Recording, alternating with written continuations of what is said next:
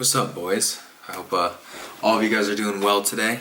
Still at my place. Ignore the hair right now. The perm is... I had to do it, you know. Being Korean, I had to embrace this side of me at some point, and I guess yesterday was the day to do so. So we're dealing with this right now. You know, we're here for literature. We're not here for cosmetics. So don't take advice from me on looks. I'm not too disappointed in it. It's a little long right now, but we'll have to wait a little bit. But speaking of all of these different, going through the process, I filmed a video with this book, and of course, to my luck, it was completely erased. So I get to make another one with you guys. Sorry, I'm just checking some notes. I did this a couple weeks ago, and pretty bummed because I feel like I had some great aha moments in there. And to be honest with you, I'm kind of just making this on a whim. A little bit rushed right now because I just want to pump this out. Blindness by Jose Saramago is a good book. It's definitely not a top favorite of mine. It's not something where I'm going to walk to everyone and say you should read it immediately. It is something that is pretty easily digestible for the how do I say this? For the average person who just wants to read something that's entertaining, that has deep philosophical thought, but nothing like a Dostoevsky or reading he's probably the best example of long sentences, or even a Blood Meridian is another good example, or a Divine Comedy. It's something that's very digestible. I think written in the 90s.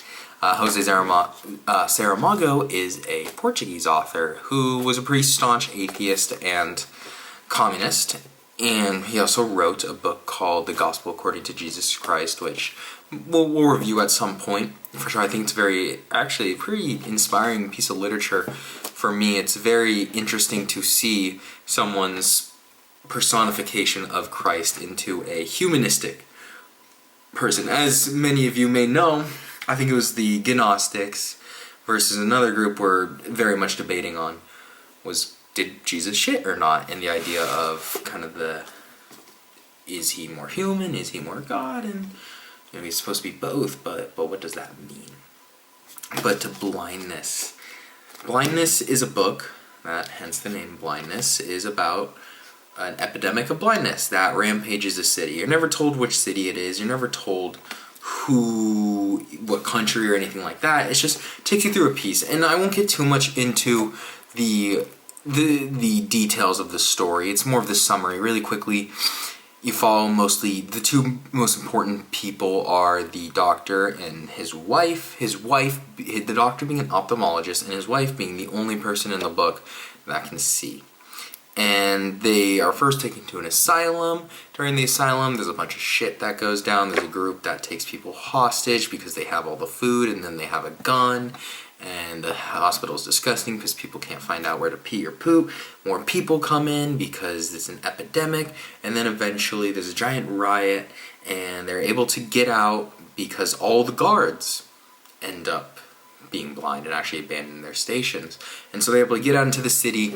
They go through the city scavenging for food with a group of people. They run into some problems, and eventually at the end of the book, everyone becomes able to see again. Which, I don't know, not the most thrilling end of a book, for me at least. I think it's good that we're reviewing these types of books, because I think books like these, which are easier for me to read, at least, are good because they have a lot to say, and in a way that is entertaining, in a way that is you're able to get through, and not something that draws on. I'm reading the Brothers Karamazov right now, and yeah, we're going about 20 pages. It's quite a bit. He has a lot to say, Mr. Fyodor. So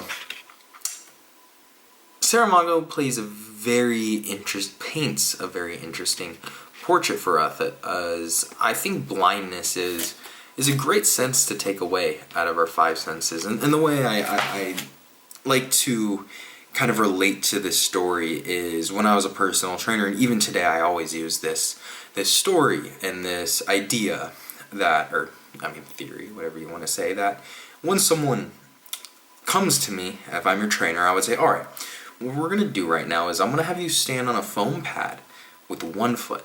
You'd be okay, well, that's going to be pretty easy. I have one right here. And you'd stand. And I would be like, okay, great. Now close your eyes and stand on that one foot. 9 times out of 10, most people make it about 2 seconds before they fall. The reason being, most people have actually lost their proprioceptive awareness and rely mostly on vision. Vision being one of the biggest, or honestly, the biggest cue on where is your body in space. Proprioception is the way how does your body perceive space. And you look at some of the top athletes, especially football wide receivers are a great example of this, where they practice a lot of catching blind. They practice a lot of quick reaction time, spotting the ball very quickly. And so the way they do this is either they're catching behind someone, right? Because in a game, you're going to have a cornerback in front of you. If you don't know football, someone's going to be guarding you. If you're a wide receiver, you're trying to catch the ball. And what they'll do, if you ever see the jugs machines, is they'll catch, they'll stand like this, and then they'll jump around, and they'll catch the ball. And the ball will already be coming at them, and their coach will say, like, turn, not to catch it. And the reason being is during a football game, a lot of the time vision, especially when tracking the ball, is taken away.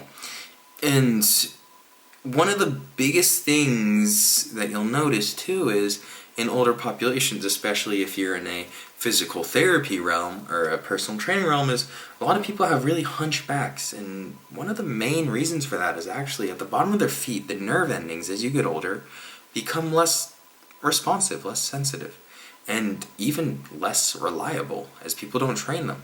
And so people, when they walk upstairs, even me, tend to look at the ground to know where my feet are so I don't slip and trip and eat shit. And so vision, at least in my world right now, is so important. Even though it's something that, at least when you think about the human, I don't think about too much. It's something that seems so innate to us, so intrinsic, something that could never leave us. And I don't come across many blind people every single day, so I really can't relate to that, to be honest. The idea of blindness. Now, Saramago turns that completely on its fucking head and says, here's everyone blind. And what do you get? Well, you get the complete collapse of society. You get the complete collapse of moral principles. You get the complete collapse of life as we know it. Life that seems to move so easily. But it moves so easily because we're staring at the ground. Because we haven't trained these other parts of our body that Saramago throws us into and makes us train. He makes us train the idea of who are we when pitted against life and death. Who are we when we have the opportunity to take advantage of others? Who are you when you don't have that advantage, but you must survive? How do you survive? Do you conform? Do you do what the people want you to do? Do you make a new path? Do you stand for those who are right? Or do you watch as a bystander and just say, that's okay because I want to live and there's nothing I can do about it? And that's the idea of the modern day cynic. It's the modern day cynic, and we'll get into Diogenes at some point, is someone who can easily sit down and tell you, Joe Biden is the worst president candidate. He's a fucking idiot. Donald Trump is a dumbass. Oh, but you're an altruist? Fuck you. You don't know anything. X, Y, and Z is what's wrong with altruism. Egoism. You're so selfish. X, Y, and Z. Well, then what are you doing to help the world, Mr. Modern Day Cynic? Oh, I'm in here giving the people, the men who have all the food and who are holding people hostage, I'm giving them the woman they asked so that we can rape them. That's who Saramago paints in this book. And so I bring up that point. As we're really going to follow the doctor's wife. As she, as in many books, is supposed to be the ideal of the situation, the idealization of some sort of human thought and interest that we must interpret and view play out into the reality that we are given. And that, what she is what she is the person who sees, and this is so obvious, but she's obviously the person who sees the world for what it is. But in seeing for what it is, instead of berating, instead of telling people to stop, she says it's okay. And there's a scene in the book where she is walking down the hallway to scout out the asylum. And she comes across two people doing the deed. And it's on page 154. I should have written down the quote, but we're here and you guys are sitting through this, so they're doing it. And she says in her mind, she says to herself, even if this instant of supreme pleasure should last you a lifetime, you will never become united as one.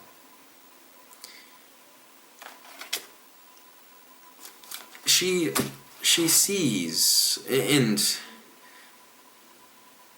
I don't know. I really don't know. Why is it that we have these things which make us feel so connected, but in reality don't do much for us? They really don't. They don't bring us this sense that we're supposed to feel, that we're supposed to be around. And the doctor's wife sits there and contemplates this, being the smart one, being the person who you see on the internet telling you what to do, telling you the right moral code. But instead of going up to them and swatting them, she acknowledges them and wishes them the best kind of later on in the book. Seeing them resting there together, being human in the end of the day, not overcomplicating the disgusting situation they are in, but finding the pleasure that they can, even though they will never be able to see each other fully because of the circumstances that they are in. But are you to blame someone who is in that circumstance, who doesn't know better? Are you the one to be the cynic who calls out everyone's wrong and says, do better, but do nothing yourself? And so then we run into a harsh instance of how people who are able to see have to take on a certain burden in their life. And so I go back to the example of the man with the gun in the group, and so basically he says, like, if you guys want food, bring me all the woman. There's not many women in there, so bring me all the woman. And so I think you can get the picture of where this is going to go with the woman. As he's doing the deed with the woman, the doctor's wife sneaks in and stabs him in the throat, killing him. And I won't say, because I think this talk is more than just grotesqueness. We didn't really talk about it even in Blood Meridian as much, but it's very vile what happens and transpires. And the doctor's wife takes a burden on herself to protect those who are innocent, to protect those who shouldn't be hurt, who are just trying to survive. She becomes the Batman, the Batwoman of the group. But there's one act of it being good. Later on in the book, she has a part where she's trying to get food. And the food in itself is in a deep, deep place. And she goes into that place and she comes out. And she shuts the door behind her. And she says it smells very weird down there, but she shuts the door anyways, and she leaves. Later, realizing that she trapped a bunch of blind people in there, not knowing exactly where and what was happening in that situation. But in finding out she trapped them all in there and realizing that they all died, she goes into a collapse of consciousness. First of all, she goes limp, and then she's taken to a church. And in the church, She looks up and every religious figure is blind. They all have blindfolds on. And everyone in there is kind of just gathered around and not knowing really what's going on. And I think that transition was very much purposeful, as even in scenarios like this, it's very hard to draw the line on morality, to draw the line on what is right and wrong. And one of the best quotes from this book, for me at least, comes from the fact that in the asylum, people can't find where to poop or pee. And this idea that these circumstances that me and you mostly live under, unless I don't know where you're watching this, but I live under at least, where I know how to poop, I know where to pee. My house doesn't smell like absolute garbage 24/7, compared to something so subtle as that being taken away, and then the area being described as trying to live a reasonable life in hell is getting used to the stench. Getting used to the fact that the line is so gray in this world. But through our human constructs, through certain ways of formality in society, we can live in the morally correct world. And something as so simple as the water being on can't exist when everyone's blind. The water system fails, the electricity fails from one small thing being gone in the majority. And so, that's the recap of the book. Good book, not anything crazy, but this book, I think, in the story itself is fine, and there's a reason I didn't get into it too much, and to be honest with you, I kind of lost my aha moment from at least last time. But what I draw to you is, and even from myself, is I think in today's modern age, there is so much likeness around being the morally justified person. The reason being, in this materialistic world that we live in, and I'm not saying I'm free of it, no one is going to be. Unless you monk out, you're not going to be free of some materialism. I'm not an ascetic by any means. The reason I like making YouTube videos is because I like putting my ideas out there. I like the attention. I like these certain things. I'm not going to run away with it. Or run away from it. But one thing I will admit is human morality and ideas, and this is what it's taken me a while to learn, is so subjective. It really is. And we act like there's some moral codes out there that every human being must follow. And I do this a lot too, with kindness and just expecting people to be nice people. But who's to say that's how we must live? Well, the majority say it, and so that's what perseveres. But what happens when the majority are pinned against that? And so, what I say to myself and what I say to you guys is, when going into the world, don't view the world as so right and wrong. View the world as, this person is doing this because of the circumstances they are given. It is such a stoic thought, as Marcus Aurelius says, is no one does harm because they want to. They do harm out of ignorance.